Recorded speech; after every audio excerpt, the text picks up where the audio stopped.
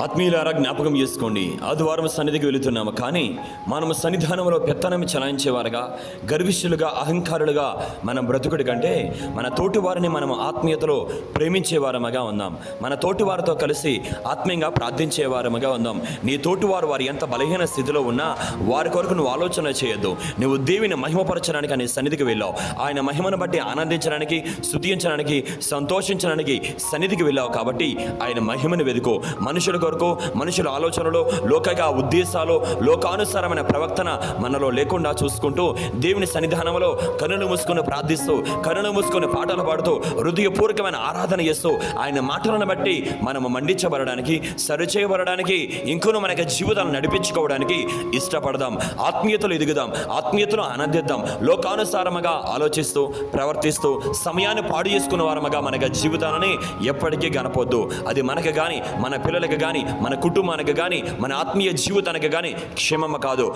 ప్రభువుని బట్టి ఆనందించండి, ప్రభువుని బట్టి సంతోషించండి. ఆయన సన్నిధానంలో ఆయన దగ్గర నమ్మకమైన ఆత్మీయులుగా జీవించండి. God bless you.